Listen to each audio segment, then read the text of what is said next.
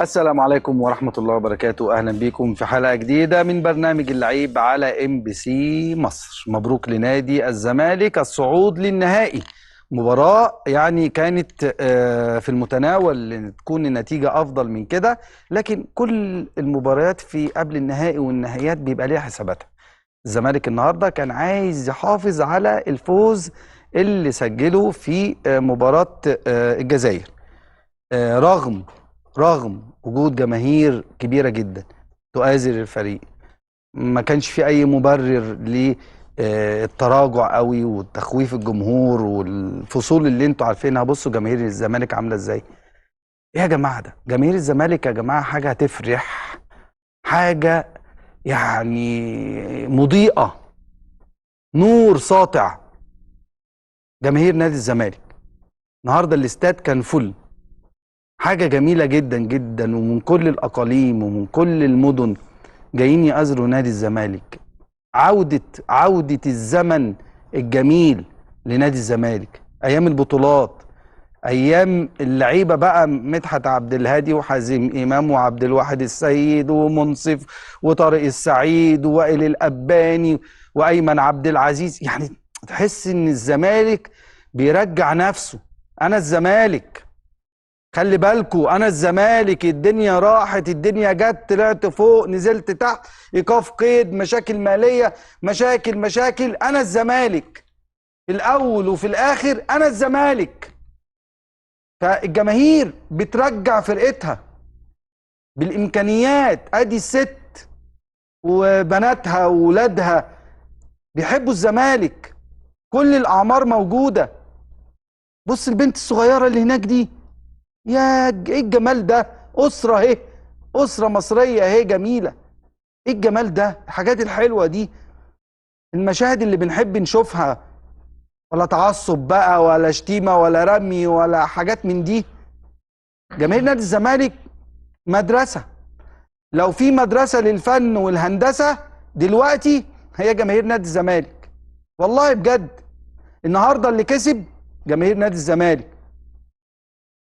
اهو الراجل بيقول لك فلنا البيضه بخطين حمر، انا هفضل احبك طول العمر. المنظر ده انا ما شفتوش بقالي سنين. منظر الشوارع ومحيط الاستاد والكلام ده ما شفتوش بقالي سنين. الزمالك مدرسه، الزمالك فن، الزمالك هندسه، ممثل مصر في افريقيا، كلنا وراه، كلنا بندعمه. بس لسه خطوه على النهائي. النهارده اول $1,000,000، الماتشين التانيين 4 مليون. هانت ومشاكل كتير تتحل في نادي الزمالك، ويبتدي اعضاء مجلس الاداره يتنفسوا الصعداء. الزمالك عنده ماتشين ببطوله و5 ماتشات في الدوري ببطوله. يعني خلاص، هلا هلا على الجد، والجد هلا هلا عليه. النهارده ما أقدر، مش عايز الوم اللعيبه قوي، لكن عايز اسال سؤال. اللعيبه كانت بتفكر في ايه؟ هل هي تعليمات مدير فني؟ هل كنتوا خايفين ان يحصل اي فصل من الفصول؟ لكن النهارده ما كانش عندك اي مبرر ان انت تكسب وتروح وجماهيرك وتبقى بحذر دفاعي وتهاجم. لكن كل مباراة ليها حساباتها. مش هقدر الوم، انا يهمني في الماتشات الاقصائية التأهل. يا فرحتي ان انا اكسر الدنيا وفي الاخر يجي فيا جول. طالما انت شايف كده معتمد، خلاص تمام، احنا معاك للاخر، احنا معاك للاخر، وجماهير الزمالك وراك للاخر. وبرافو فريق نادي الزمالك، مبروك لنادي الزمالك وادارته وجماهيره وجون ادوارد وكل المجموعه اللي معاه. حاجه رائعه جدا جدا جدا، وملحمه بيكتبها نادي الزمالك. بنتمنى ان هي تكون البدايه، بنتمنى تكون بدايه ستارت لما هو قادم، لما هو قادم. دوري ابطال افريقيا، انا مش قادر استوعب دوري ابطال افريقيا من غير نادي الزمالك يا جماعه. ده علامه من العلامات. اول فرقه وصلت ل5 القاب هو نادي الزمالك. فالزمالك حاجه كبيره جدا جدا جدا. كلنا بندعمها وراها. وفي ماتش طبعا يوم الخميس بقى في الدوري، وما ادراك ما الدوري، وهيلاعب بيراميدز، وبعد بيراميدز البيراميدز هيلاعب الاهلي، وبعد الماتش دوت الاهلي والزمالك. يعني ايام قليله بتفصلنا عن معرفه من هو بطل الدوري.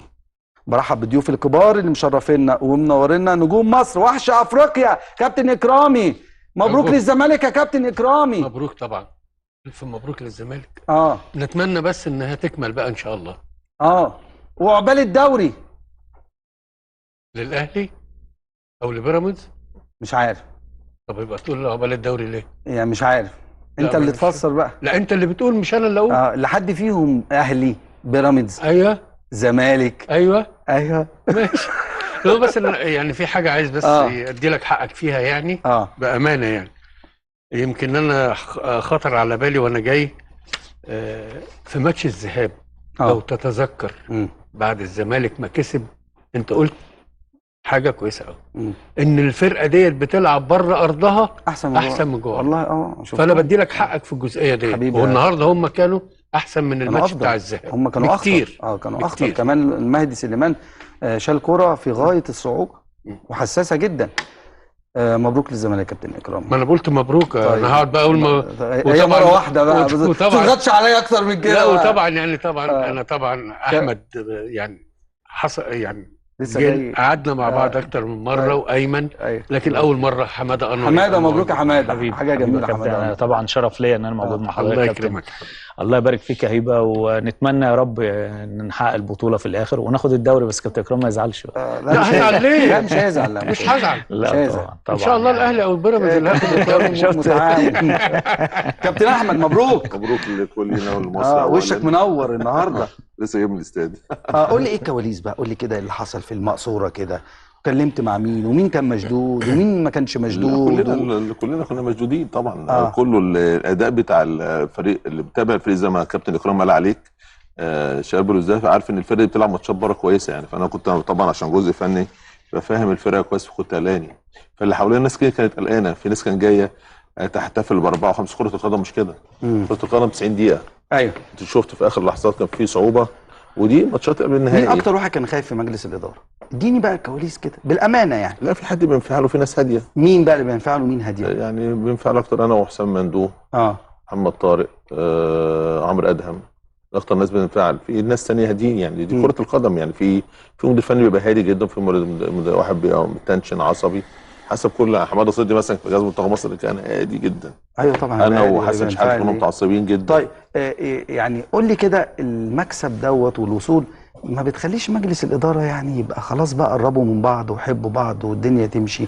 بص يا مهيب يعني، انا ما اعرفش يا مهيب برضه. انت بص يا مهيب برضه النهارده يعني بنحتفل برضه بالزمالك. ده مدخلني في جزئيه غريبه لا جدا. انا لا يعني انا بقول المكسب يعني موضوع ايه اللي دخل ده؟ ايه اللي دخل ده شغل هو المكسب ده مجلس اداره ولا جماهير ومجلس اداره ولاعيبه وقصه يا كابتن احمد بعد اذنك خلينا احاورك بس. انا بقول لك مش فرصه ان انتوا تتكاتفوا وتنسوا اي حاجه. في حاجه وفي حاجه خطوه. في حد قال في مشكله شفتها ظهرت مجلس اداره على الاعلام. انا بقول لك فرصه. المكسب دايما. النهارده جمهور الزمالك كله موجود، مجلس اداره موجود النهارده. رموز الزمالك انا عايز الخير والله. ثواني بس يا مهيب. رموز الزمالك كلها موجودين. استاذ ممدوح عباس، كابتن حسن شحاته، شيكابالا، كابتن ايمن منصور، ميدو، حازم امام، جمال حمزه، طارق حامد. انا شفتهم النهارده. فدول رموز الزمالك. في مشجعين جدا زملكاويه. في قد اللي كان بره اللي جوه الاستاد. انا رص متاخر من الزحمه. كان في حوالي 30% اكتر من اللي في الاستاد بره. وانا برضو تعذبنا السنه دي مثلا. انا بعرف بيجي لي كم ضغوط في التذاكر قد ايه. يعني كل الناس عايزه كانت تذاكر، ما مش عارفين نجيب. كل شويه من الامن مشكورا زود لنا. اللجنه الامنيه زودت الاعداد. فالجمهور ومع ذلك برضه كل اللي وصل للاستاد النهارده كان فيه تساهل انهم يكونوا موجودين. تمام. فانا بقول لك كان فيه 30%. فالزمالك النهارده الحمد لله يعني شرف الكره المصريه والناس كلها فرحانه. وكابتن زي ما كابتن اكرامي بدأوا طبعا يا ريت يكون موجود معانا في النهائي، وده حاجه تبقى كويسه. ممكن تروح النهائي؟ ليه لا؟ يجي والله يشرفنا والله. لا. طيب دعوه لمجلس اداره نادي الزمالك كابتن احمد سليمان. شرفنا والله في النهائي بقى. ربنا يخليك كلنا. والله بجد الكابتن اكرامي لحضور النهائي. نادي الزمالك تقريبا طول عمره وكل انت شفت العلاقه بين الكابتن حسن شحاته والكابتن خطيب. طبعا طول عمرها مع كابتن فاروق جعفر والحكايه فاروق على كابتن خطيب شايف، انا في عزا كابتن فاروق، وشفت مع كابتن حسن واحنا واقفين في المستشفى. اول واحد زاره في مصر وكنا بنقعد معاه نروح زيارات ومحدش يعرف. اول واحد جه زار مصر وحس هو كان كابتن خطيب يعني. ودي الامور كويسه بيننا كمصريين يعني. طيب السوبر كابتن ايمن منصور، اهلا بيك. اهلا بيك، منور الدنيا. ربنا يخليك. قول لي النهارده حسيت بايه كده وانت قاعد في الاستاد؟ والله انا قبل ما الاحساس اللي انا بقول لك عليه، يعني ان شاء الله انا شايف ان جمهور نادي الزمالك يعني طبعا بنبارك له. الجمهور الكبير والعظيم سواء في الاستاد او خارج الاستاد. بنبارك لمجلس اداره نادي الزمالك، وان كان نادي الزمالك انه النجاحات الكبيره ديت برضو باجي اقول لك يا مهيب ان ده بيبين لك ان مفيش اي خلافات في مجلس الاداره يا رب. فده كله التكاتف ده لصالح مين؟ لصالح النادي الكيان الكبير. طبعا فانا شايف انا شايف الهدوء. فالملحمه دي كلها تحس ان هم جمهور ومجلس اداره ما شاء الله، ولاعيبه قدامى قد كده ما شاء الله تشوفهم مساندين. كمان عايز اوجه التحيه كمان لجون ادوار ده، اللي احنا يعني كان في ناس عايزين نديله حقه الراجل ده للامانه، لان برضو كان اتخبط كتير جدا في الفتره الاولانيه، فده كان ممكن يكون سبب من الاسباب برضو انه كان عايز شويه صبر ان احنا بس نستقر يبقى في استقرار. لكن النهارده برضو مباراه الحمد لله جماهير كل نادي الزمالك فرحت. عايز اقول برضو في مساندات من بره، واولهم برضو نوجه الشكر لان الراجل ده للامانه لازم نديله حقه، استاذ ممدوح عباس، اللي هو بيشتغل في صمت، وكمان ايه يعني بيدي كل ما ليه من عطاء للاعيبه نادي الزمالك وجمهورنا، لانه هو عاشق لنادي الزمالك. نادي الزمالك النهارده بالامانه يعني اللعيبه نفسها دي مباراه بطوله للامانه. فانا برضو شوف كده لحظات دخول فيها. لحظات دخول كده لاعبي نادي الزمالك والاجواء المباراه والجماهير، ونعيش مع بعض كده الحاله اللي كانت موجوده النهارده. دي لحظات دخول الباص الخاص لنادي الزمالك للمباراه، واجواء جميله جدا شهدتها طبعا ارضيه استاد القاهره ومحيط استاد القاهره من جماهير نادي الزمالك، وبنرجع لايام جميله وذكريات جميله جدا يا كابتن ايمن. دي بقى زي ما حضرتك بتقول كابتن مهيب، الاحساس ايه؟ الاحساس ان احنا برضو لعبنا في وسط الجمهور الكبير ده اللي هو ساندنا طبعا، وكان كابتن احمد سليمان كان حاضر البطولتين اللي هم امام كوتوكو وشوتنج ستارز، ده نهائي وده نهائي، فالحمد لله ربنا كرمنا وكان الحمد لله ربنا كرمنا وقدرنا نسجل برضه ونسعد الجمهور الكبير ده. لكن برضه في الاول وفي الاخر بنقول ان احنا شوف لما مهيب بتقول الطفله الصغيره ديت والام حاضره ازاي والناس ديت، يعني يكفي بس ده شعور لعيبه نادي الزمالك ان هم اسعدوا الناس دي كلها. الناس دي جايه عشانهم وعشان يسعدوهم، فانا شايف ان لا احساس طبعا كبير جدا وفرحوا جزء كبير جدا.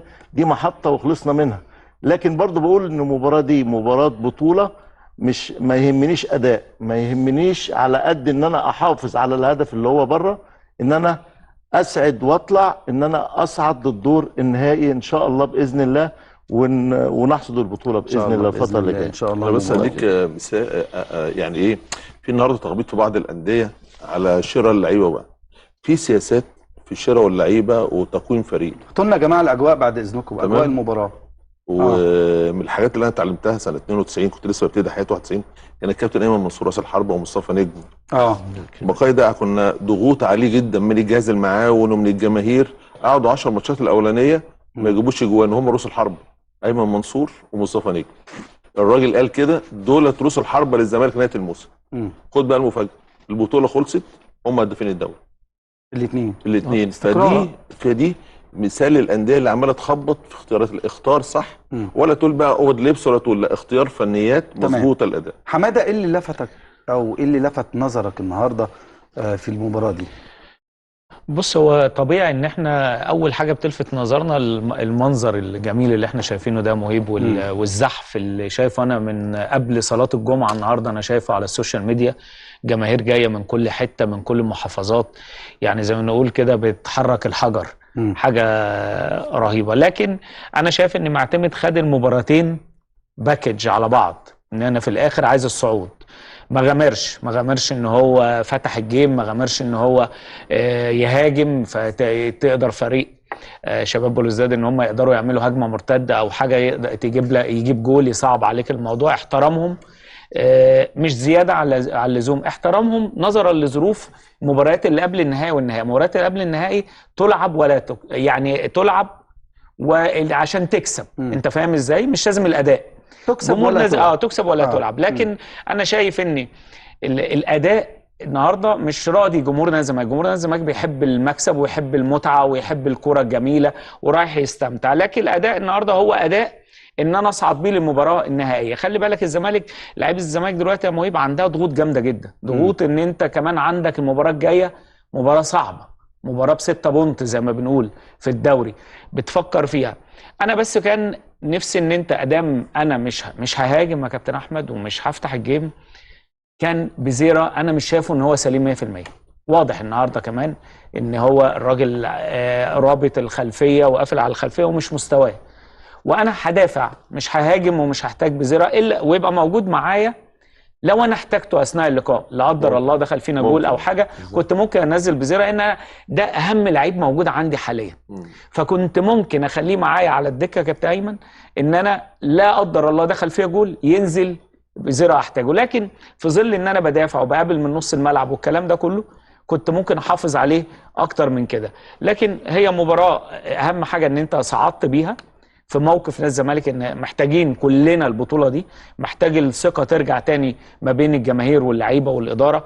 زي ما مهيب كان بيقول دلوقتي، الجمهور بيديك دفعه من اول دقيقه لاخر دقيقه. خلي بالك يا كابتن، النهارده المهدي شايل كوره قاتله، قاتله من جوه السته، كوره جول. يعني احنا جبنا جول زيها بالظبط، يعني الجول اللي جابه بزيرة هناك الهجمه المرتده من نفس المسافه، وفي حاجات المواجهه ممتاز هايل يعني. فانا برضو بشيد بالمهدي النهارده ان هو كان من اسباب ان احنا نصعد للمباراه النهائيه. المباراه النهائيه الفرقتين انا اتفرجت عليهم بتوع اولمبيك اسف يا كابتن واتحاد العاصمه، فرقتين كويسين فرقتين جداً. محترمين جدا، كويسين جدا. الملعب بتاع اولمبيك اسف يا كابتن ملعب صعب جدا، مدرجات قريبه من الملعب، التراك قريب زي ملعب النجم الساحلي بالظبط، ونهضه بركان والفتح الرباطي. يعني احنا لعبنا الفتح الرباطي مع فيريرا، الماتش ده كان 3-1 اللي احنا صعدنا بيه، كان من المباريات صعبه جدا. طب انت اتفرجت على الفرقتين، عايز مين قبل الزمالك؟ مين؟ انت اتفرجت على الفرقتين، عايز مين قبل الزمالك؟ بص، هو اتحاد العاصمه اكثر خبره، اكثر خبره. والنهارده مباراه شباب بلوزداد ممكن تدي اتحاد العاصمه اللي هو الثقه اكتر، ان هو شباب بلوزداد اقل من اتحاد العاصمه في الجزائر. فاتحاد العاصمه ممكن ياخد الثقه اكتر على الزمالك، ان النهارده شباب بلوزداد عامل مباراه قويه على الزمالك بالمنظر ده. فانا بقول على المنظر اللي انا شفته، لا هو الاقل خبره هم اولمبيك اسفي في المباراه. خرجوا الوداد، ما هو الوداد مش كويس يعني لو هنقيس بالوداد غيروا مدرب طيب. الوداد مش كويس. انا عندي لقاء مهم جدا مع المهدي سليمان، لقاء خاص معانا، نسمع المهدي سليمان قال لنا ايه بعد انتهاء المباراه وصعود الزمالك الى نهائي الكونفدراليه. الحمد لله ماتش النهارده ماتش كويس، وبنشكر الجماهير اللي جت ورانا كلها، وقدرنا نفرحهم. والحمد لله هي ماتشات الصعود كده، انت ما دخلتش فيك جوان النهارده كنت هتصعد، فالحمد لله حافظنا على مرمانا وقدرنا نصعد فاينل. الحمد لله بشكر الجماهير كلها، والحمد لله الواحد بيأدي جوه الملعب عشان نفرح الجماهير بتاعتنا، وده اقل حاجه ممكن نعملها، نديلهم الفوز ده، وكلنا على قلب راجل واحد. كل الحراس مرمى صبحي وعواد والشناوي كلنا واحد، وكلنا عندنا هدف واحد، ان ناخد ان شاء الله الكونفدراليه واخد الدوري. اي حد هيقف في نادي الزمالك هيأدي نفس الاداء واحسن، واهم حاجه ان احنا نساعد الفرقه يعني. طيب المهدي سليمان في ايه يا كابتن؟ في حاجه يا كابتن؟ انا لما بشوفك بضحك. طيب المهدي سليمان، عواد، شناوي، شوبير، الاربعه يستحقوا ان هم يكونوا شناوي مين؟ محمد الشناوي. يستحقوا ان هم يكونوا في منتخب مصر بصفتك الحارس الاعظم في الكره المصريه. هو طبعا ممكن يكون المهدي سليمان موجود، لكن عواد لا. عواد لا. ليه بقى؟ لانه بقى له فتره طويله وكانت في مشاكل مع نادي الزمالك ومش عارف ايه والكلام ده، بقى له فتره طويله بعيد يعني. حلو. لكن ممكن يكون المهدي موجود يعني. المهدي موجود. ممكن يستحق. تمام. يعني ده رايي انا، ورايي ملوش قيمه. طب يعني النهائي مين يقف؟ المهدي ولا عواد ولا صبحي؟ لا طبعا المهدي اللي هيلعب. المهدي الوضع الطبيعي يعني.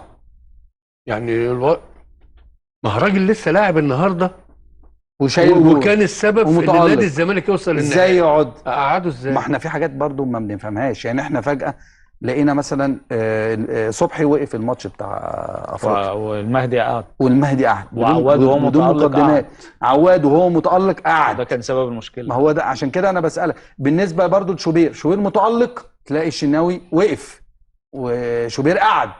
الشناوي ماشي كويس، تلاقيه الشناوي قعد وشوبير وقف. ما احنا مش فاهمين حاجه.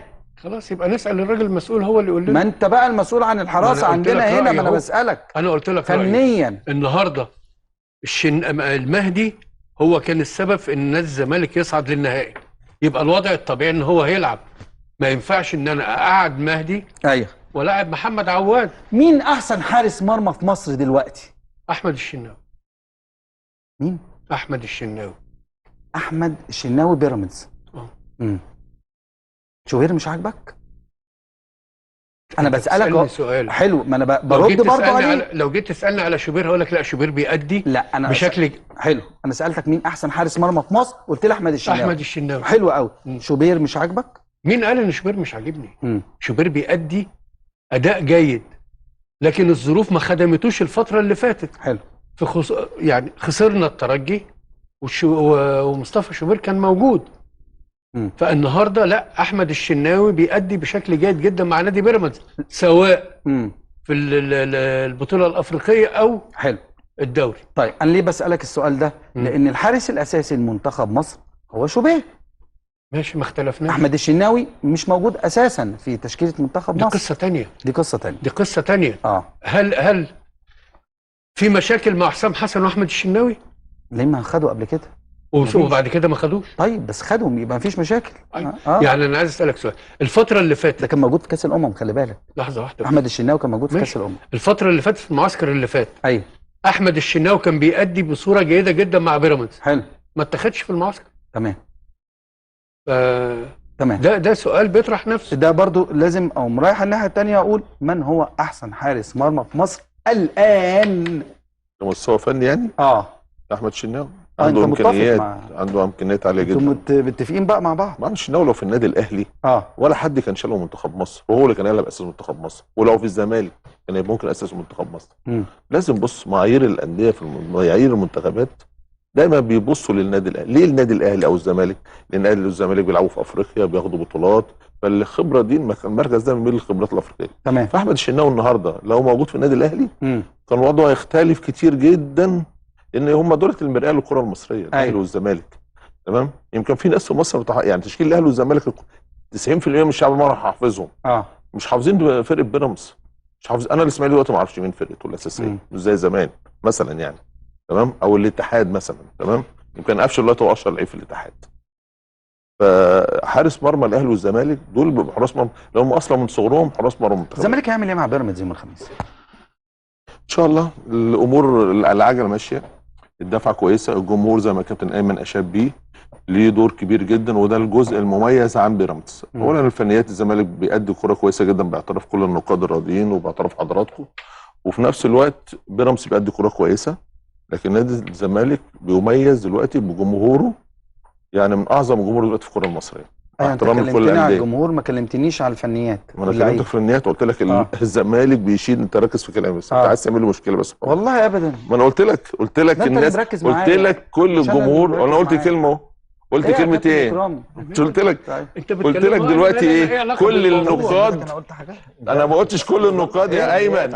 ايمن ايوه طب انا ما قلتش كل عمال النقاد، يتكلم وحضرتك الجمهور اشدوا باداء الزمالك، ايوه صح اشدوا صح. باداء الزمالك واشدوا باداء الاهلي وبالبيراميدز. بالظبط. مش قلت كده؟ كل النقاد بما فيهم انت.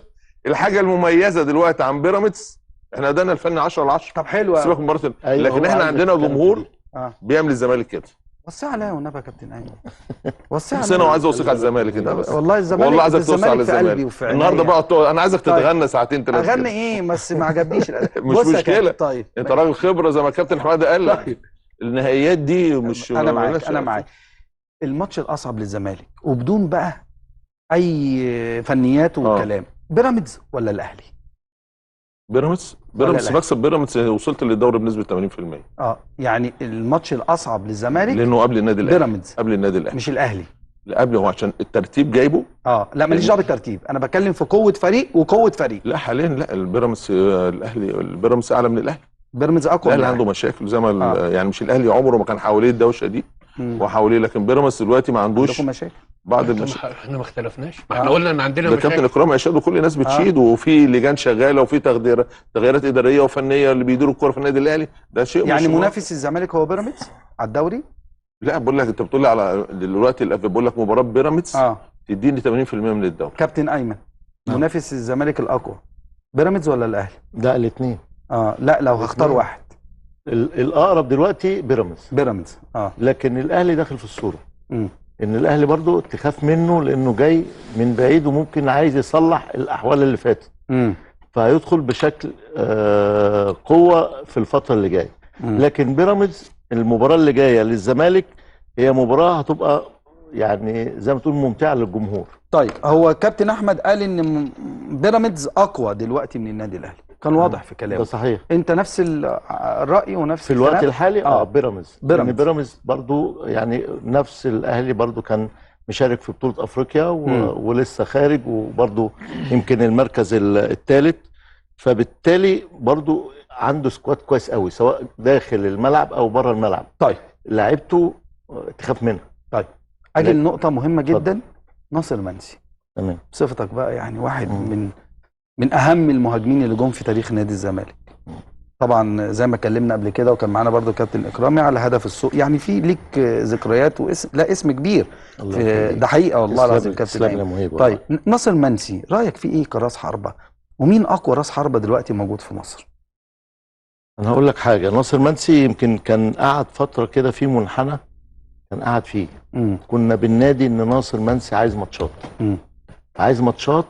في الفتره ديت كان هو بينزل جزء من الشوط الثاني، لو تفتكر نرجع لورا كان بياخد جزء بس او جزء اخير من الشوط الثاني. سيف الجزيري اللي بيلعب، كان سيف الجزيري اللي كان بيلعب. لكن انا بقول ناصر منسي هداف. ناصر منسي كان بيشغل نفسه بره. ده بعد المباراه غريب دي بعد المباراه واحتفالات جماهير النادي الزمالك. لو في بروي يبقى كويس قوي نسمع الناس. ايوه بيحبوا الام بي سي اهو. فرحه حلوه. علي غريب برضو، تحس برضو النتيجه برضو يعني كانت الناس عشمانه اكتر من كده. انا شوف جميع الاعمار من الاطفال. لا حاجه جميله يعني من الاطفال الصغيرين زي شايف هو لسه معدي الولد يعني، والكبار. هرجع لك تاني لناصر منسي يا كابتن ايمن عشان احنا عندنا كلام. طيب انا عايز بس غريب اخد يعني انطباعات الجماهير قبل المباراه وهي داخله بقى يعني متامله ان فريقها يكسب ويفوز. الحمد لله الزمالك صعد يعني. انت كسبان هناك يا خلي بالك. انت كسبان هناك بصراحه. فانت جاي النهارده فكان عندهم بقى النهارده اكسب بقى. بروز المكسب اللي حصل هناك في الجزيره. الزمالك متعود على الفوز يا ما انا لسه بقول لك الجمهور ده رايح النهارده يشوف كوره ويشوف مكسب ويشوف اهداف. لا بس ما اقدرش اغامر يا كابتن حماده. ما اقدرش اغامر، دي مباراه بطوله. الجول بتاع عدي النهارده كابتن اللي هو فيه يعني السنه الاوفسايد اللي احنا شفناها كلها، لو الجول ده كان جه كان شكل المباراه كله اتغير. كان شكل المباراه اتغير. لكن دي مباراه برضو ما اقدرش اغامر بيها، طبعا. واللي عمله معتمد النهارده عمل المباراه طيب. ب10/10 في الرؤيه بتاعته للملعب. نسمع توقعات الجماهير قبل المباراه ونرجع للمشهد ده تاني، ويا ريت ترجع لنا بيه بقى برضو بعد الفاصل، وفي يعني من الفواصل كلها فرحه جماهير نادي الزمالك بالتاهل لنهائي الكونفدراليه. الزمالك ممكن يوصل للرقم ان شاء الله رقم 3 في بطوله الكونفدراليه. ومن هنا بناشد وبقول يا جماعه الاتحاد الافريقي ما ينفعش كاس العالم للانديه يبقى ما فيهوش بطل الكونفدراليه، سواء الزمالك فيه او مش فيه. يعني سواء الزمالك فيه او مش فيه، يعني اتحاد الفيفا ماشي يا فيفا، ما ينفعش يبقى فريق فايز ببطوله ما يدخلش. اخد بالتصنيف، يعني اخد بطل دوري ابطال افريقيا وبطل الكونفدراليه وبعد كده اخد الباقي ايا كان بقى. كابتن اكرامي مش عاجبه الكلام، نروح نشوف اللقاءات ونرجع نشوف مش عاجبه الكلام ليه. زمالك وزمالك ومرسود ورا الزمالك كل استاد موجود، روحنا في ده دايما معاه بالنادي باسمه في كل بلاد الله. ان شاء الله نادي الزمالك يكسب ويفرحنا النهارده ان شاء الله. كعاده السنه دي ان شاء الله من اول السنه احنا فرحانين ومبسوطين بنادي الزمالك وبلاعيبتنا وبجمهورنا، وان شاء الله تكمل فرحتنا النهارده وتكمل فرحتنا ان شاء الله بالصعود للنهائي. ان شاء الله باذن الله الزمالك النهارده هيكسب. الماتش صعب جدا طبعا، بس ان شاء الله رجاله الزمالك هيعملوا احسن مباراه النهارده ان شاء الله، وهنكسب ونفرح الجمهور دوت. ان شاء الله الزمالك هيفوز 4-0 ان شاء الله باذن الله. انا جاي من اسوان وبشجع فريقي، وان شاء الله الزمالك فوق الجميع. الزمالك هيكسب ان شاء الله. ان شاء الله هنكسب 2-1. تحبي مين في لعيبه الزمالك؟ ناصر منسي. ان شاء الله الزمالك هيكسب اي فرقه يلعبها في افريقيا او في الدوري المصري. ان شاء الله الزمالك يكسب النهارده 2-0 ويخلص الماتش بدري عشان الجماهير اللي جايه من كل حته، اللي جايين من اسوان ومن اسيوط، احنا جايين من البحيره واللي جايين من هنا. ان شاء الله الزمالك يفرح الناس دي كلها والناس دي كلها تروح مبسوطه. انت جاي النهارده تشجع الزمالك، بتحبي مين من اللعيبه؟ فربزاري وناصر منسي واللعيبه كلها. خنبتيرة وبحب ناصر منسي. هتولع نار في ارضكم، اسمع يا زمالك جماهيرك، جينا ليله تاني نقولها تاني، جينا تاني نقول لكم. طيب كابتن اكرام ما كانش عاجبك كلامي ليه؟ عشان الزمالك قرب ياخد الكونفدراليه؟ لا اصل انت يعني ايه النهارده انت بتشحت ان الزمالك يلعب في كاس العالم. مين اللي بيشحت؟ هو انت دلوقتي بتقول هو حد يشحت على الزمالك يا كابتن؟ ما انت اللي بتقول مش هو الزمالك اتشحت عليه. انت اللي بتقول ده الزمالك ان يا ازاي إكرام. يا مجيب. لا الزمالك ما اتشحتش عليه يا ازاي كابتن بطل إكرام. الكونفدراليه ما لعبش كاس عالم انديه. لكن الزمالك هو ده مش الزمالك في رولز ده محطوط ايه؟ مش في رولز محطوط للكلام ده. ايوه مال الرولز ما يتغير. ايه القصه يعني؟ يتغير عشان نادي الزمالك؟ لا انا بتكلم على بطوله ان عشان أوروبا. تحفز مين اللي بيلعب وتعلي البطوله دي؟ لحظه واحده. مين اللي بيلعب في كاس العالم للانديه في اوروبا؟ يعني البطل بس هو اللي بيلعب. ايوه ما في اتغير الموضوع دلوقتي. اتغير ازاي؟ بقى عدد المشاركين بقى 32 وهيوصل ل 48. يوصل ل 60. فبقيت بتاخد مثلا يعني عندك مثلا من افريقيا بقى مين؟ سان داونز راح، الاهلي راح، الترجي راح. كل دوت 4 فرق بتروح. كل ده بناء على البطوله الافريقيه. حلوة. البطوله مش الكونفدراليه. على التصنيف دوري الابطال. حلو قوي. تمام. هي ليها قاعده وليها رولز وشروط. انا بقول دوري ابطال افريقيا البطل يروح والكونفدراليه يروح. عايز تعلي بطوله الكونفدراليه بالظبط، يبقى ليها قيمه، يعني يبقى ليها قيمه. لكن الزمالك ما يتشحتش عليها يا كابتن انت اللي إكرام. بتشحت على نادي الزمالك مش انا. لا الله. لو انا بشحت على نادي الزمالك أيوة. يبقى ليا الشرف. طيب وحدش قال لا؟ يبقى ليا الشرف لان نادي الزمالك كبير. ما هو انت وعظيم. انت اللي بتقول مش انا. ايوه انا بقول انت عايز انا مش بقول عشان الزمالك، انا بقول عشان اعزز بطوله انت خدتها ليه على الزمالك. انت بتقول عشان الزمالك. طب افرض الاهلي لعب في الكونفدراليه السنه الجايه، ما يلعب في الكونفدراليه. هتقول نفس الكلام؟ طبعا. لا مش في رولز محطوط ولا احنا بنغير؟ ما نعدل يا كابتن اكرامي. طالما انا زودت العدد ابعت ايميل للاتحاد الدولي خلاص انه يغير الرولز دوت بس. لا هو المفروض الكاف الكاف هو اللي يعلي بطولاته، هو يعني اللي الكاف المفروض يشتغل يعني بدل ما الكاف هو اللي يعني يعلي على طول في بطولاته. انتقادات والدنيا والفار مش موجود الا في دور الثمانيه، يشتغلوا شويه. طب انا هقول لك على حاجه، ما تبعت رساله لهنا ابو ريده، مش هو في المكتب التنفيذي؟ ما هو اكيد شايفنا يعني. لا مش هو في المكتب التنفيذي. والله يا كابتن، والله يا كابتن اكرام، انا بتكلم فعلا يعني ما بصيتش للزمالك ولا اهلي، انا بتكلم عشان مصريه طبعا، ولا يعني بتكلم بطوله وبطوله قويه الكونفدراليه، يعني فيها الوداد وفيها الزمالك، والسنه الجايه ممكن يبقى فيها انديه تانية برضو كبيره.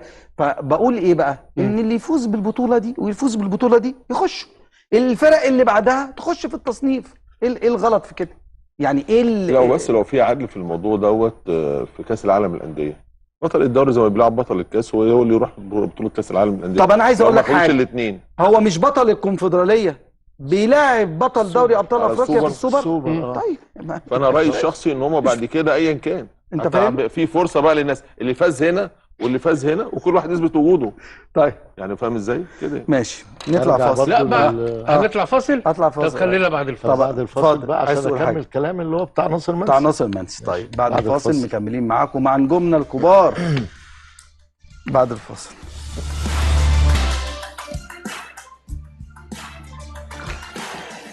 اهلا بكم مره اخرى اعزائي المشاهدين، برحب بال8 جيجا خالد طلعت. اهلا بيك يا خالد. مساء الفل يا كابتن مهيب، اهلا وسهلا بيك، وبرحب طبعا كابتن اكرامي وكابتن سليمان وكابتن ايمن وكابتن حماده. اهلا بيك، اتفضل يا خالد. طيب هو حديث الساعه يا كباتن هو التحكيم، وهل التحكيم بيظلم الاهلي؟ الاهلاويه بيقولوا كده، الزملكاويه بيقولوا التحكيم بيظلم الزمالك، فالتحكيم هو يمكن مسار الجدل في الفتره الاخيره. لا هو حديث الساعه فوز الزمالك والتاهل لنهائي الكونفدراليه. هنتكلم عن فوز الزمالك، بس احنا انت عارف الفقره احنا بنجيب حصاد الاسبوع كله، فالاسبوع يمكن اغلب الاحداث كانت كلها عن التحكيم، فانا جايب لك احصائيه مهمه جدا عن التحكيم يا كابتن مهيب، واعتقد يعني هتكون يعني مفاجاه للناس كتير. دي اول احصائيه معانا، بقى عامل مقارنه بين الثلاث فرق القمه، الاهلي والزمالك وبيراميدز، اللي هم الثلاث فرق اللي بيتنافسوا على القمه يا كباتن. دي البطاقات الصفراء والبطاقات الحمراء للثلاث فرق خدوها في الدوري السنه دي. اكتر فريق خد بطاقات صفراء وحمراء هو نادي بيراميدز، يعني الاهلي خد 36 انذار، الزمالك 38، بيراميدز واخد 40 انذار. حالات الطرد 3 الاهلي، 2 الزمالك، 5 بيراميدز، فبيراميدز هو اكثر فريق في الثلاثي بينال بطاقات صفراء وبطاقات حمراء من الحكام المصريين. طيب نشوف الاحصائيه اللي بعديها بتاعه ضربات الجزاء. ضربات الجزاء بيراميدز برضه هو يمكن اقل فريق في الثلاثي بيحصل على ضربات جزاء يا كابتن اكرامي، وهو اكتر فريق بيتحسب عليه ضربات جزاء بفرق كبير جدا، يعني الاهلي ليه 5 ضربات جزاء، الزمالك ليه 6، بيراميدز ليه 4 فقط. ضربات الجزاء اللي على الفريق، الاهلي عليه ضربتين جزاء فقط طول الموسم في الدوري، منهم واحده بحكم اجنبي في ماتش القمه اهلي وزمالك، واحده فقط بحكام مصريين على مدار الموسم. الزمالك عليه 4 ضربات جزاء. بيراميدز فريق قمه اللي بينافس ويمكن في المركز الثاني وفريق كبير جدا. أيوة يعني احنا هنمنع ضربات الجزاء، افرض هي ضربات جزاء. هو هل منطقي ان فريق بينافس على القمه يتحسب عليه منطقي؟ هي ضربات الجزاء فيها منطق؟ طب انا هفاجئك، خليك كمل معايا للاخر وبعدين تعرف ايه يعني المنطق يا خالد؟ طيب كمل معايا. هي بايه يعني، بالكيلو مثلا؟ لا هو المفروض يا كابتن مهيب اما تشوف دوري انجليزي مانشستر سيتي يعني وارسنال، المفروض اما تيجي ضربه جزاء على بيراميدز ما تتحسبش؟ لا عشان هو بينافس. اما يكون نادي قمه وبيهاجم على طول ما بيتحسبش عليه ضربات جزاء في العالم كله. افرض في مدافعين بيعملوا على فكره. متفق معاك، كمل معايا وشوف هترد على فكره قلبين دفاع بيراميدز بيعملوا فاولات كتير جدا. طيب انا هفاجئك دلوقتي والله، فاجئني. هنكمل وهفاجئك. يبقى كده بيراميدز اكتر نادي بيتحسب عليه ضربات جزاء في ثلاثي القمه، واقل نادي بيحصل على ضربات جزاء في الدوري. طب تعالى نسيب الدوري يا كابتن مهيب ونروح افريقيا، وشوف لي بقى، بص في افريقيا الفارق الشاسع بقى عامل ازاي. في الكروت الحمراء، لا نرجع يا جماعه الصوره اللي قبلها بعد اذنكم. الكروت الحمراء، الاهلي واخد 3 كروت حمراء في الدوري، واخد 1 في افريقيا، الزمالك واخد 2 في الدوري، واخد 1 في افريقيا، بيراميدز اللي حضرتك بتقول المدافعين بقى بيلعبوا ناشف واخدين 5 طرد في الدوري، ما خدوش ولا طرد في افريقيا. لا انا نفس اللعيبه. خالد لو سمحت يا خالد، اتفضل. الاحصائيات على دماغي من فوق تمام ومهمه جدا، لكنها لا تعبر عن اي شيء. ازاي يا كابتن مهيب؟ هي ارقام. تمام. يعني كل مباراه لا معلش بقى لحظه ليها ظروفها. لحظه اتفضل. هي ضربه الجزاء اللي اتحسبت على بيراميدز في ماتش المصري ضربه جزاء؟ لا ما ده اللي انا بقول. انا مش هقول، لان لا تعليق على التحكيم. انت بتتكلم على ضربات الجزاء. ايوه انا ما بعلقش ان دي ضرب، بتكلم في ما هي لا السؤال انما هي ضربه مش ضربه. فاكرها؟ اللي هي جت في كتف لا ده هو بظهره وايده جنبه كده واتحسبت ضربه جزاء. بالظبط. تمام. هل دي ضربه جزاء؟ لا يا كابتن. كمل يا خالد. ده اللي انا بقوله. تمام. بيراميدز واخدين 5 طرد في الدوري، مش واخدين ولا طرد في بطوله دوري ابطال افريقيا. تمام. فبالتالي في تباين بين الحكام المصريين وحكام في افريقيا على ال3 فرق. طب نكمل ونشوف ضربات الجزاء برضو مفاجاه كبيره جدا. نشوف الصوره اللي بعديها. ضربات الجزاء اللي الفرق بتاخدها. الاهلي واخد 5 ضربات جزاء في الدوري، الاهلي ما خدش ولا ضربه جزاء في بطوله افريقيا على مدار 10 ماتشات في دوري ابطال افريقيا، الاهلي ما شافش ضربه جزاء واحده. الزمالك 6 ضربات جزاء في الدوري 2 في افريقيا، بيراميدز 4 في الدوري 1 في افريقيا. دي ضربات الجزاء المحتسبه للفرق. طب تعالوا نشوف ضربات الجزاء اللي اتحسبت عليهم يا كباتن. الصوره اللي بعديها ضربات الجزاء اللي اتحسبت عليهم في الدوري. الاهلي اتحسب عليه 2 فقط في الدوري، منهم واحده بحكم اجنبي وواحده فقط بحكم مصري. الاهلي اكثر الفرق الثلاثه محسوب عليه ضربات جزاء في افريقيا، 3 ضربات جزاء محسوبين على الاهلي. الزمالك محسوب عليه 4 في الدوري، محسوب عليه 2 في افريقيا. بيراميدز اللي هو هنا محسوب عليه 8 ضربات جزاء، وبنقول لعيبته بتلعب لعب خشن، ما فيش ولا ضربه جزاء محسوبه على بيراميدز طوال 12 مباراه او 10 ماتشات يمكن في 12 مباراه، لانه لعب ضد جماهيري. فبالتالي في فرق كبير جدا في التحكيم المصري والتحكيم الافريقي للثلاث فرق، وناس بتقول اهلي مظلوم، ناس بتقول الزمالك مظلوم. يمكن بيراميدز هو الاقل الفرق الثلاثه واخد حقوقه في الدوري من التحكيم. طيب بص يا خالد، ابتديت موضوع التحكيم قلت انديه كلها بتشتكي. لا، اوعى تقارن شكوى الزمالك زي شكوى الاهلي. طول عمر الزمالك بيشتكي من التحكيم، الاهلي ما كانش بيشتكي من التحكيم بالكم غير اللي هو بس ايه المره انا لا تعليق على التحكيم، لا بس ثواني، بس انا بقول احنا طول عمرنا بنشتكي من جون حسن شحاته لموضوع قادر عبد العظيم اللي احنا في اللونج اتكلم ولغايه دلوقتي برضه الزمالك بيشتكي. فانت ابتديت البدايه مش مظبوطه. الشكوى الاكثر كان من نادي الزمالك. النادي الاهلي نادرا ان هو يشتكي في التحكيم. هنتكلم على الاسبوع اللي فات يا كابتن. اللي بعده يلا يا خالد. نروح للاحصائيه اللي بعديها. دي برضه اعتقد احصائيه تكون مفاجاه للكباتن، ويمكن كابتن اكرامي تحديدا كابتن سليمان باعتبارهم حراس مرمى. يمكن ناس كتير بتتكلم ان السنه دي الشناوي مستواه سيء، وان مصطفى شوبير افضل من الشناوي، والمفروض ان مصطفى شوبير هو اللي يقف. المفاجاه ان الارقام بتقول العكس. دي ارقام الشناوي وشوبير على مدار الموسم. الشناوي لعب 19 ماتش مع الاهلي، 1700 دقيقه، دخل مرماه 15 هدف بمعدل 8 من 10 هدف في المباراه الواحده، وبمعدل هدف كل 113 دقيقه. الناحيه الثانيه مصطفى شوبير مع الاهلي لعب 16 ماتش، 1360 دقيقه، دخل مرماه 14 هدف في 16 ماتش. بس الفرق مش كبير مش كبير، بس الشناوي افضل يعني. بس هي ملاحظه كويسه بالظبط. لان الناس بتهاجم الشناوي بشكل كبير جدا، والشناوي وحش والشناوي لازم يعتزل. لا، بالارقام مع احترامنا طبعا، ارقام ما بتكذبش، الشناوي نسبيا افضل من مصطفى شوبير. لا بس خلي بالك برضو نسبه عدد اللعب الدقائق اكبر للشناوي. مظبوط. لكن هي بنسبه وتناسب يعني. ده بيخش فيه 8 من 10 هدف في الماتش ده، 9 من 10. الشناوي هدف كل 113 دقيقه، مصطفى شوبير هدف كل 97 دقيقه. فالشناوي افضل من مصطفى شوبير. تمام. نروح للاحصائيه اللي بعديها. هنتكلم طبعا عن مفاجاه برضو كابتن معتمد جمال، وطبعا هو متالق مع الزمالك النهارده، والزمالك تفوق زي ما احنا قلنا. دي احصائيه لاخر 10 سنين مدربين الزمالك، نسبه حصد النقاط في اخر 10 سنين من اول 2017 لحد 2026. افضل 2 مدربين تولوا تدريب الزمالك، الاثنين هم معتمد جمال. معتمد جمال في فتره ولايته الاولى، ومعتمد جمال في فتره ولايته الثانيه الحاليه اللي موجوده. ما شاء الله. معتمد جمال في 2023 لعب 7 ماتشات، كسب 5 تعادل 1 خسر 1، خد 76% من النقاط. معتمد جمال حاليا 20 مباراه خد 70% من النقاط. ده اعلى 2 مدربين تولوا الزمالك في اخر 10 سنين. بعديه باتريس كارتيرون في 2019 70% من النقاط، وبعديه كريستيان جروس رابع 69% من النقاط. دول في اخر 10 سنين مدربين الزمالك. فكابتن معتمد بصراحه في المرتين عامل نتائج هايله جدا. تمام.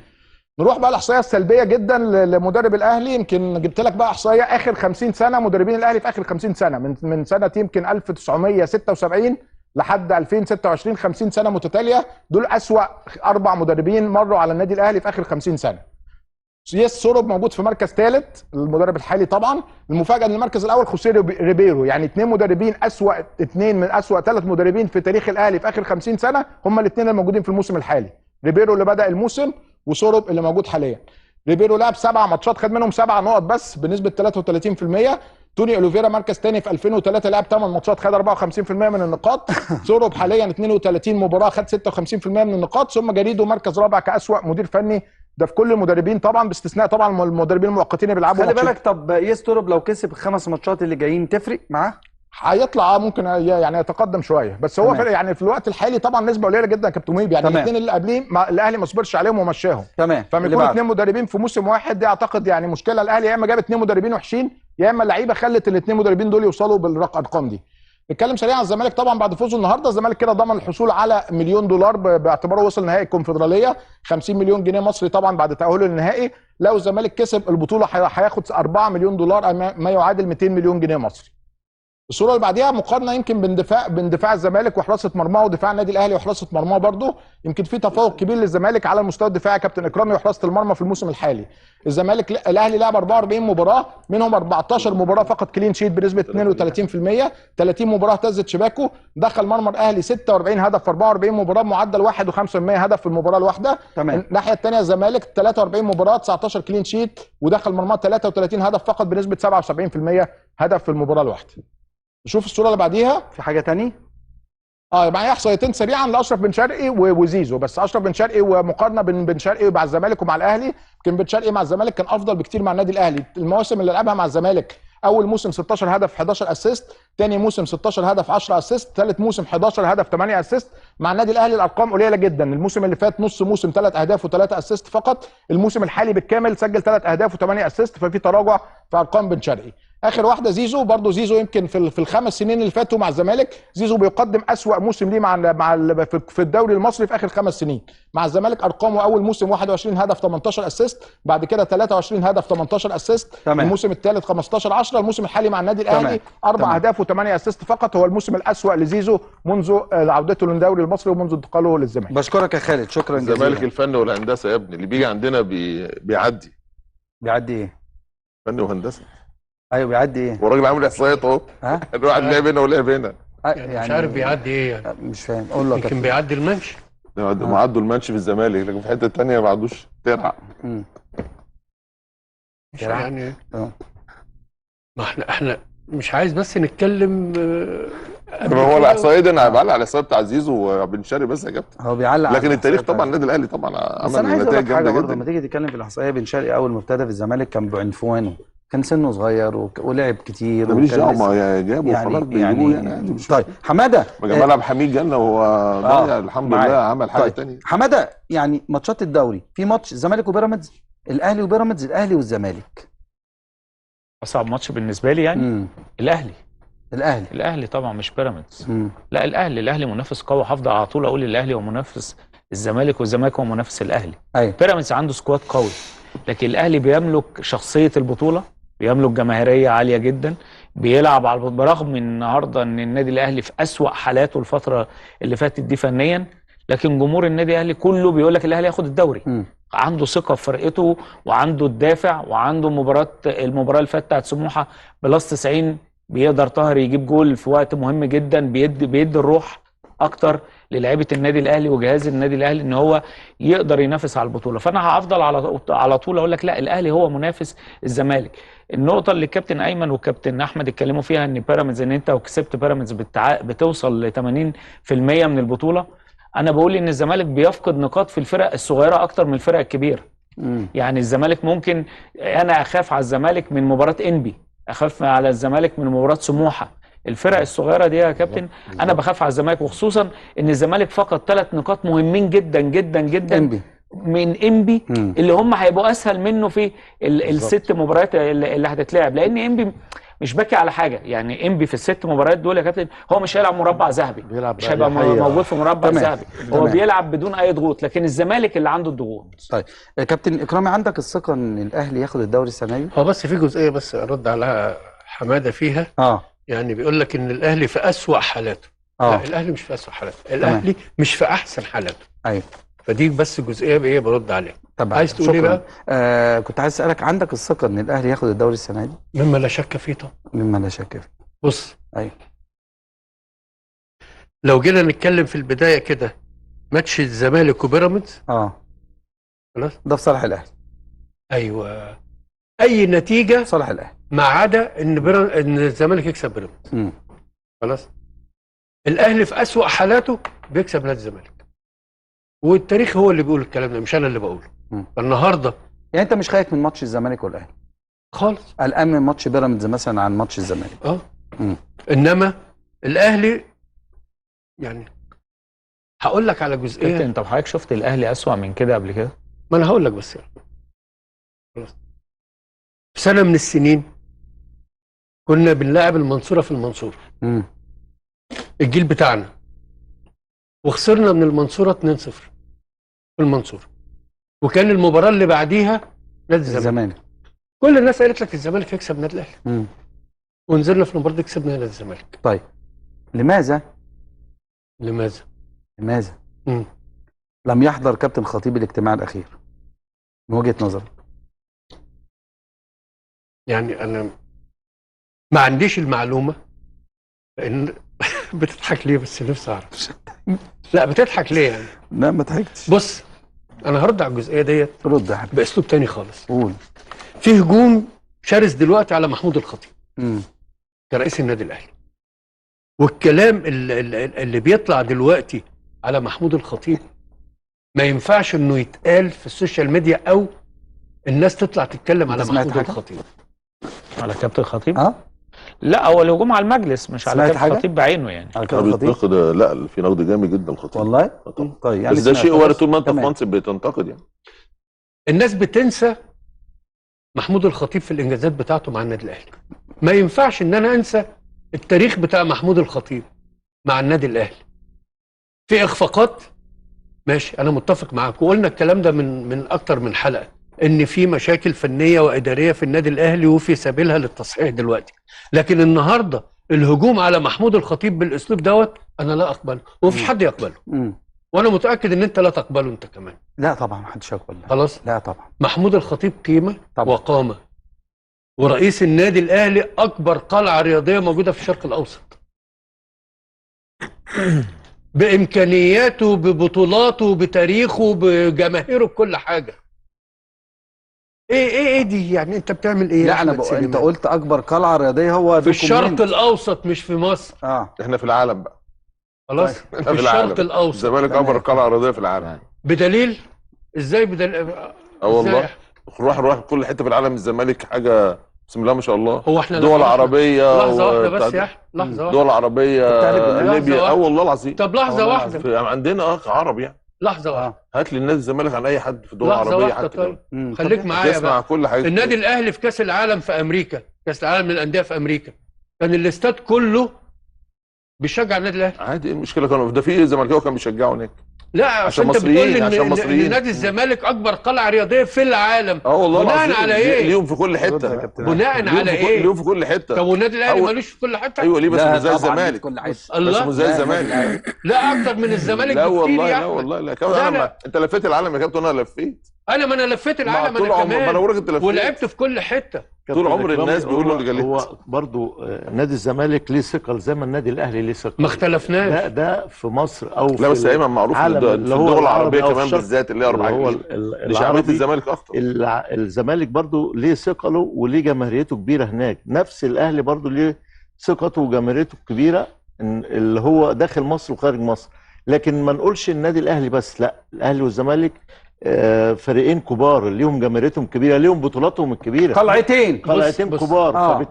فبالتالي ما نقدرش نقول ان ده يتميز عن ده في حاجه. ده قال عليه قلعه بقى. انا قلتها دول اللي قلتها قبل كده. مش اي حد ان الزمالك قلعه من قطبي الكره المصريه بالظبط. ما حدش يختلف عليها.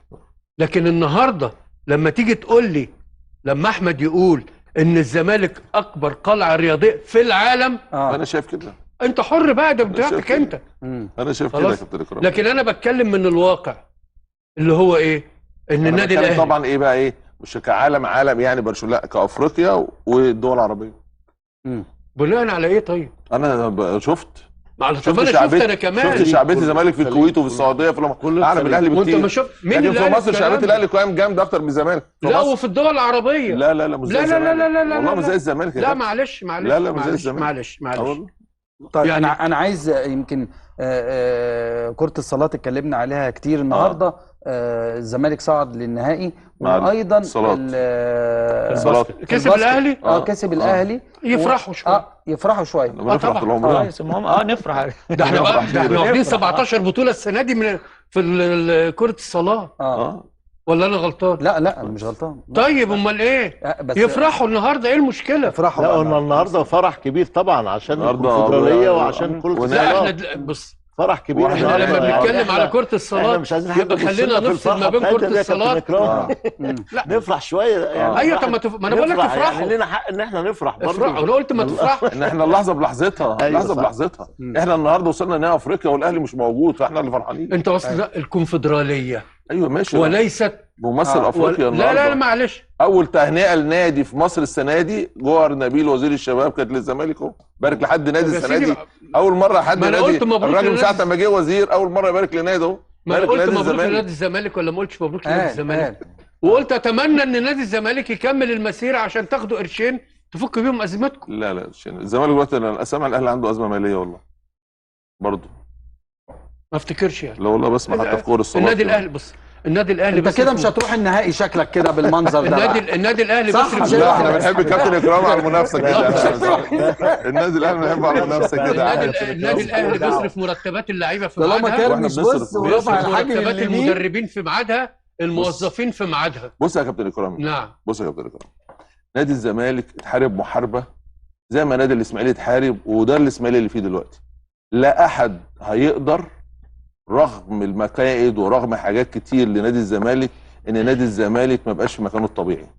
ونادي الزمالك ثواني يا كابتن اكرام، انا بتكلم على الزمالك دلوقتي. نادي الزمالك مش بقول انت على كابتن اكرام، انا بقول لك المكائد التي تدبرت للزمالك من مين؟ زي النادي الاسماعيلي ذخيره الكره المصريه ومن احسن اللعيبه اللي احنا بنفتخر بيها في منتخب مصر وفي انديه ثانيه خارجه من النادي الاسماعيلي. تمام. نادي الزمالك هيفضل نادي الزمالك شامخ، وحتى لو حصل له دروب هيقع بكره زي النادي الاهلي النهارده ما في دروب هيقف على رجله. لا معلش، النادي الاهلي اول مره من سنين بينافس، النادي الاول مره بينافس على سنين. كل مره تقول لي لما اختم لحظه واحده بينافس على بطوله، بس اول مره ما شفناش في النادي الاهلي. مين نادي الزمالك النهارده النادي الوحيد اللي عنده بطولتين. المكائد والمؤامرات على انا ما بقولش طبعا مين؟ من ناس كتير. زي مين؟ من التحكيم ومن الاعلام ومن ناس كتير. ما هو نادي الزمالك التحكيم ظالم الاهلي وظالم بيراميدز. الاهلي لا نسب بسيطه يعني عدت. نتكلم على التحكيم، لا تعليق على التحكيم، حاجه بسيطه يعني. طيب كابتن اكرام شرفتنا ونورتنا، كابتن حماده شرفتنا ونورتنا، كابتن احمد مبروك الله يبارك فيك، شرفتنا ونورتنا، حماده مبروك برضه شرفتنا ونورتنا، كابتن ايمن الله يبارك فيك، رب دايما مبروك على طول ان شاء الله. طب وانا ما فيش هارد لك ليه؟ انت هارد لك ليه؟ عشان خسرنا النهارده الباسكت هارد لك.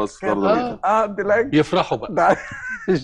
بعد الفاصل ديربي اللعيب مع عمرو الدرديري وايهاب الخطيب. كنا كما قلت عندنا عدة فرص للتسجيل ما سجلناهمش. فريق الزمالك كانت عنده فرصة سجلها هي اللي سمحت له باش يتأهل اليوم، وهو اليوم فريق الزمالك ما كانش يستنى باش فريق شباب الوجداد يضغط عليه في المنطقة تاعو. كانت عندنا فرصتين وثلاث فرص اللي باش نحطوهم في الجول ما حطيناهمش. هذه هي كرة القدم. توقعاتك لنهائي الكونفدرالية، يعني حال تأهل الاتحاد العاصمة أو أولمبيك أسفي مع نادي الزمالك؟ والله كما قلت راح يتلعب 50-50 في مباراة نهائية. اللي راح يكون على بسيكولوجيكمون بري باش ياخذ هذه المقابلة تقنيا ثاني وتكتيكيا هو اللي راح يفوز. لا صراحة احنا الضغط جامي لا كان عندنا مشكل مع الضغط، باسكو الضغط دائما راح نبدلوه حنا بإن موتيفاسيون. هذاك هو اللي راح يسمح لنا باش ادينا مقابلة جميلة ولكن ما فزناش.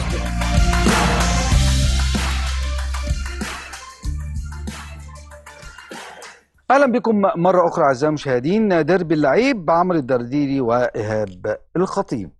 مبروك يا عمرو النهارده بقى، ابتدي بيك. مبروك. بسم الله الرحمن الرحيم. الف مبروك لنادي الزمالك وجماهير نادي الزمالك. مباراه كانت صعبه النهارده لكن الزمالك قدر يقدم مباراه قويه ويقدم مباراه في حدود الامكانيات. الزمالك لعب بشكل واقعي جدا المباراه، فبالتالي خرج الى بر الامان لان كان كسبان هناك، فده ساعد على ان المباراه هنا تكون اصعب. ما خفتش من الاداء؟ لا خالص، كنت متاكد ان الزمالك هيعدي من المباراه دي. في توازن دفاعي جيد جدا. صحيح الهجمات ما كانتش هي، الزمالك كان المفروض يفتح اللعب ويهاجم اكتر من كده، لكن في النهايه هي دي كره القدم والواقعيه، وانا مبسوط بواقعيه الكابتن معتمد. تمام. بيلعب بواقعيه وعارف امكانيات فريقه وبيلعب على قد امكانيات فريقه، وده شيء كويس اني وصلت لنهائي بطوله افريقيه، بطوله مهمه. مبروك الباسكت يا عم النهارده. والباسكت واحنا يعني خلاص الزمالك بدا يدخل على التراك. بسم الله الرحمن الرحيم. الزمالك على التراك. ايهاب اهلا بك يا ايهاب. اهلا بك يا كابتن مهيب، برحب باستاذنا الاستاذ عمرو الدرديري طبعا. مبروك للزمالك الفوز في طبعا بطوله الكونفدراليه، وان شاء الله في النهائي ربنا يوفقه ويحسم البطوله. مبروك للزمالك في الباسكت، هارد لك للنادي الاهلي. الزمالك ماشي كويس في الكوره وفي افريقيا ربنا يوفقه. الدوري طبعا هو متصدر ولسه طبعا في منافسه. بالنسبه للالعاب الفرديه زي ما قال الاستاذ عمرو ان شاء الله الزمالك يجي شويه، لكن طبعا الالعاب الفرديه هو بعيد خالص السنه دي، لان حتى الان 17-0 للنادي الاهلي في الالعاب الجماعيه كلها.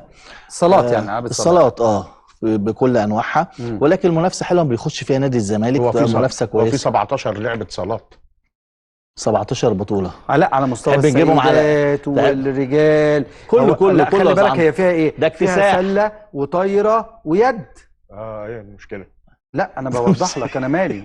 انت بتقول ايه المشكله؟ بتكبروا الموضوع قوي يعني. الرقم خضك شويه بس عادي، ده طبيعي يعني. انتوا بتكبروا الموضوع 17-0 يعني الرقم ما فيش بطولات موجوده ممكن ننزل بيها على الشاشه. على الزمالك معروف انه ملوك الصالات، يعني ان يبتعد عن لقبه لمده موسم او 2 مش مشكله، هيرجع تاني ما تقلقوش. الزمالك قادم ورجع على التراك. طيب ايهاب، لماذا لم يحضر كابتن محمود الخطيب الجلسه الاخيره، وكانت المفروض هي جلسه رسميه وسميت بالجلسه الوديه؟ من وجهه نظرك انت شايفها جلسه رسميه؟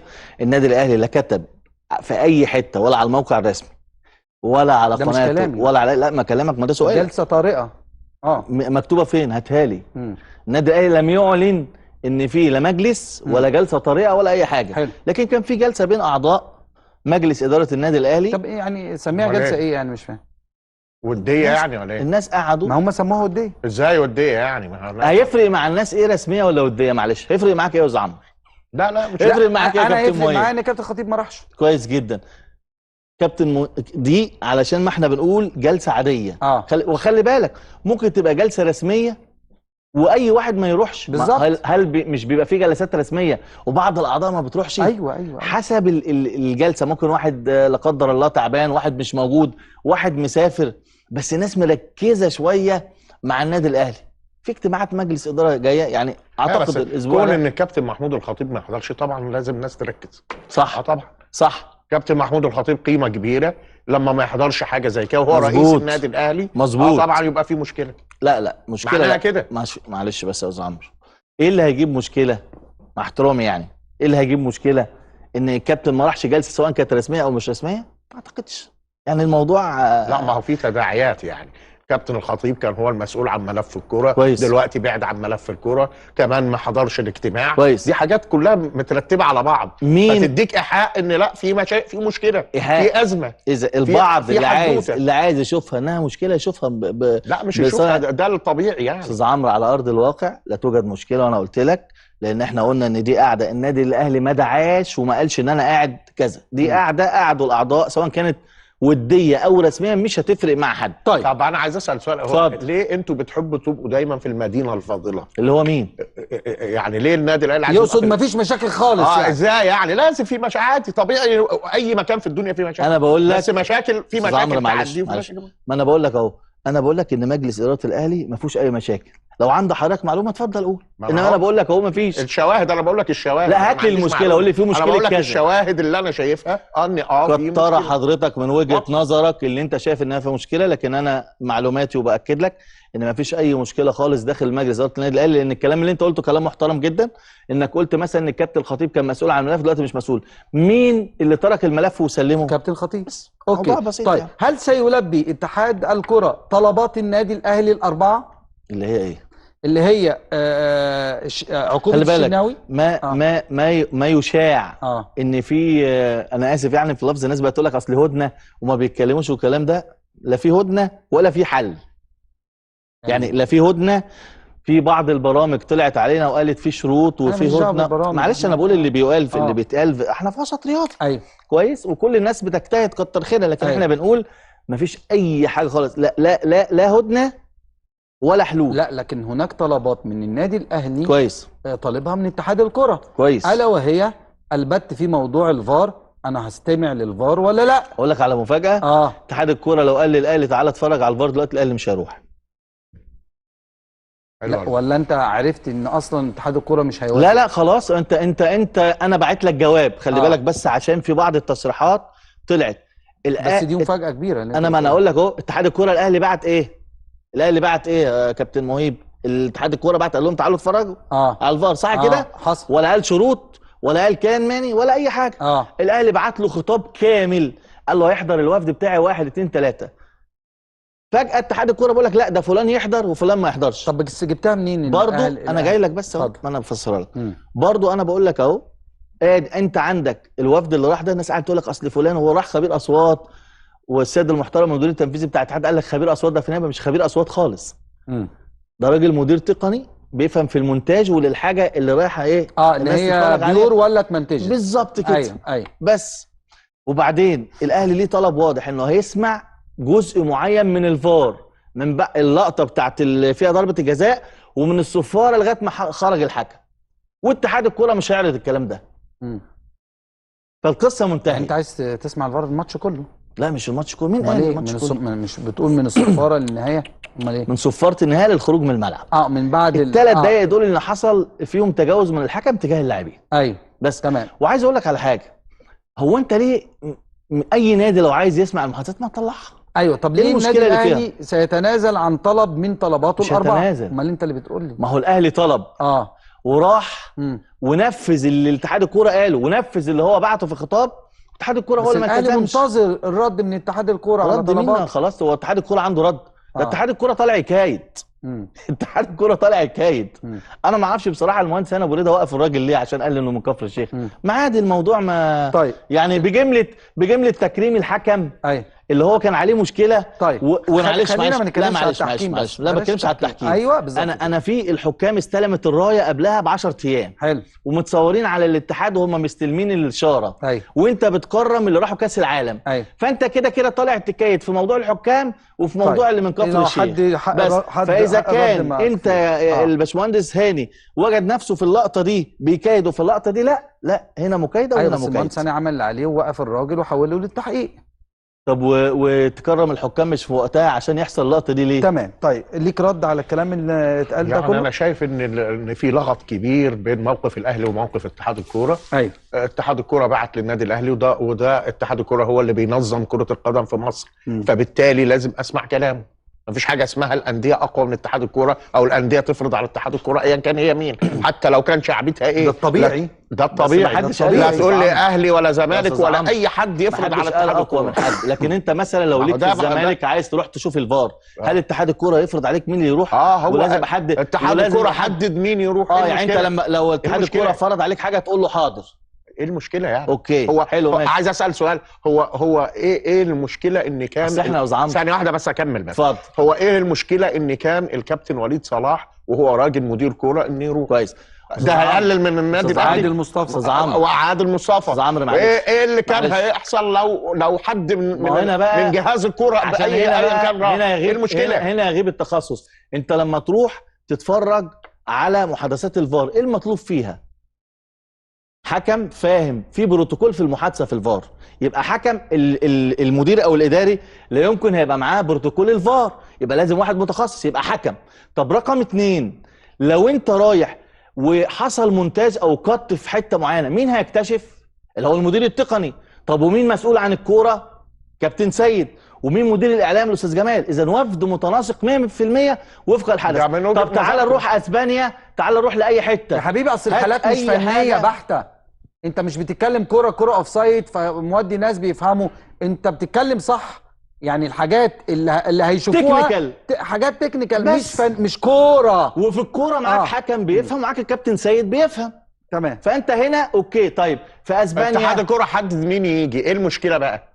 لا لو انت عايز تشوف ما تابع. خلينا متفقين ان كل ده خارج اللائحه. خلينا خارج اللائحه. مفيش لائحه. خلينا بس نقول على حاجه واحده.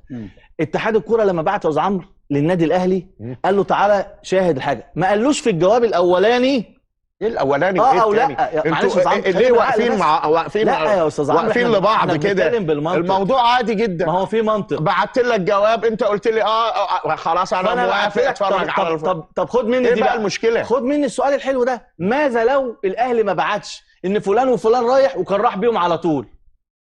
اذا احترام من النادي الاهلي انه وجه خطاب لاتحاد الكوره. النادي الاهلي محترم واتحاد الكوره محترم، وقال له ادي الوفد اللي رايح لي. ايه هيضر الاتحاد الكوره انه يعرض قدام دول او قدام دول؟ هيضر. ليه طيب اتحاد الكوره؟ انا هقول لك ايه يضر. ليه يضر اتحاد الكوره؟ علشان انا دي عناصر اللعبه اللي عندي. يعني لنفترض ان اثناء الموضوع ده حصلت مشاده، حصل مشكله. استحاله تحصل مشكله. ليه استحاله؟ اي حاجه اذا كان حصلت في الملعب. لا معلش يا جماعه، كل شيء وارد. يعني حصلت مشكله، انا ليه؟ كاتحاد كوره اعاقب ازاي عضو مجلس اداره؟ اعمل له ايه؟ ما اقدرش اعاقبه. طب امال كنت جايبه اعاقبه ازاي؟ لما قال لك لكن اقدر اعاقب مدير كوره، اعاقب مدير فني، اقدر اعاقبه لان ده عنصر عندي. يلا نيجي لجزئيه مهمه جدا يا كابتن عمرو، الزمالك وبيراميدز والزمالك والاهلي، وبيراميدز والاهلي، 3 ماتشات في غايه الاهميه طبعا. اللي هيفوز بيهم اعتقد هيقترب قريبا من بطوله الدوري. شايف ازاي ماتش الزمالك وبيراميدز القادم؟ شايف ازاي ماتش الزمالك والاهلي القادم؟ طبعا ماتشات صعبه جدا، ماتشات صعبه على الثلاث فرق. يعني الدوري السنه دي صعب جدا جدا على كل الفرق على جميع المستويات، مش مضمون لاي حد بكلام منطقي جدا. لكن الزمالك، انا بقول لك الزمالك لو كسب بيراميدز الماتش الجاي مبروك عليه الدوري، هياخد الدوري 90%، هياخد الدوري. لو كسب بيراميدز الماتش الجاي الزمالك خلاص هياخد الدوري، هيبقى خلاص الدنيا بقت سهله بالنسبه له. لكن اي نتيجه اخرى هتخلي المساله تعادل مثلا، التعادل هيخلي المساله لسه فيها كلام في الماتشات. تخاف من ماتش بيراميدز ولا ماتش الاهلي؟ اخاف ولا بيراميدز ولا الاهلي؟ ما تخافش؟ لا خالص، عادي. ماتشات كوره عاديه جدا. وانا عندي يعني تصور الزمالك لو ما عرفش يكسب الماتشات دي يبقى ما يستحقش ياخد البطوله، عادي جدا، ما يزعلش الزملكاويه. الزملكاويه عندنا منطق. انا ما عرفتش اكسب يبقى ما استحقش. حلو. ايه المنطق بتاعك بقى؟ ما انا بقول لك اهو. ما انت قبل كده قلت الزمالك هيكسب واتغلب، وبعد كده قلت الزمالك هيكسب. ايه المشكله؟ ايه منطقك بقى في الفوز والخساره والمكسب؟ منطقي. ما هو منطقك يا استاذ عمرو؟ منطقي ان الاعب بيراميدز اكسب، الاعب الاهلي اكسب. ده منطقي. انا اكسب، انا الزمالك يعني اكسب اي حاجه. يعني انت مش كنت الاول واثق، دلوقتي مش واثق؟ لا واثق. مين قال لك مش واثق؟ ما انا بقول لك ازاي. ما انا بقول لك يعني الزمالك طبعا هيكسب بيراميدز، طبعا هيكسب الاهلي، ولا المره دي مش واثق؟ الزمالك هيكسب فرقه وهيتعادل فرقه. هيكسب مين ويتعادل مع مين؟ هيكسب فرقه ويتعادل فرقه. مين بقى؟ لو كسب بيراميدز هيتعادل مع الاهلي، لو كسب لو تعادل مع بيراميدز هيكسب ده الأهلي. بقى المنطق بتاعك؟ هو ده المنطق؟ الزمالك هيكسب فرقه وهيتعادل مع فرقه وياخد البطوله. ده خلاص. ايوه، ده كلام عمرو الدرديري. خلصت الموضوع. خلصت الموضوع. ايوه خلاص. انا بقول لك اهو. الزمالك هيكسب فرقه وهيتعادل مع فرقه وهياخد ان شاء الله يكسب البطوله. طيب يلا.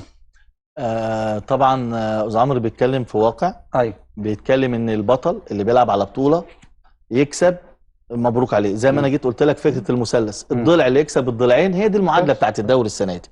طب انا بس كان معاك كابتن محمد ناجي جده وقال لك احنا بعتنا استفسرنا عن حكام اجانب، فقالوا لنا في خلال 15 يوم. اللائحه بتقول 10 ايام مش 15.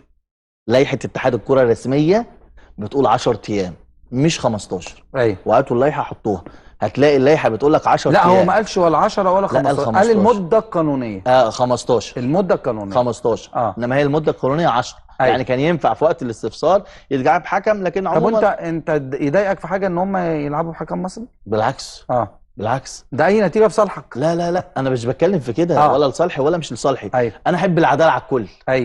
انا فاهم. لكن الناس اللي بتفضل تشتكي من المظلوميه والتحكيم على طول، لما بيجي لها فرصه تجيب تحكيم اجنبي ما بيوصلوش ليه. تمام. فهي في رسائل. طيب، وحاجه كويسه انه يحكم مباراه بيراميدز والزمالك حكم مصري على فكره، حاجه كويسه جدا. طيب.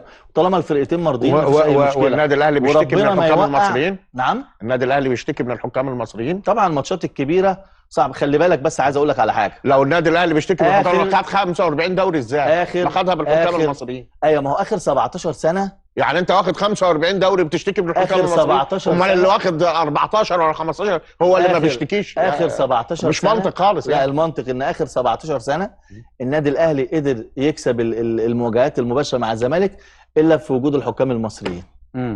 ماتشين او 3 ملهاش علاقه بس ملهاش حاجة علاقه خالص. حاجه واضحه وضوح الشمس. ملهاش علاقه خالص. الزمالك- الحكام المصريين اللي انت بتتكلم عليهم ظلموا الزمالك ظلم باين في مباراه اهلي وزمالك، انا ما اقدرش وحسبوا عليه ضربات جزاء كتيرة انا ما جداً. اقدرش اقول ان الحكام بتظلم.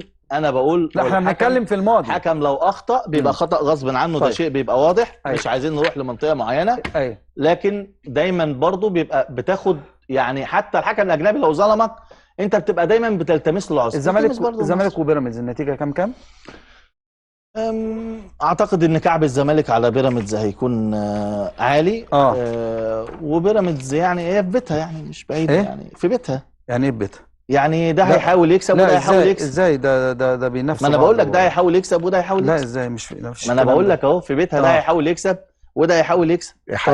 ايحاءات جميله في بيتها. ايه في بيتها دي؟ في بيتها ازاي يعني؟ يعني كسب ده مبروك على البطل. ده فريق عنده مبروك على شرف البطل. وعايز يكسب، وده فريق عنده شرف. الاهلي راح في الجوله دي. الاهلي راح، يعني الاهلي هيلاعب بيراميدز يوم 27.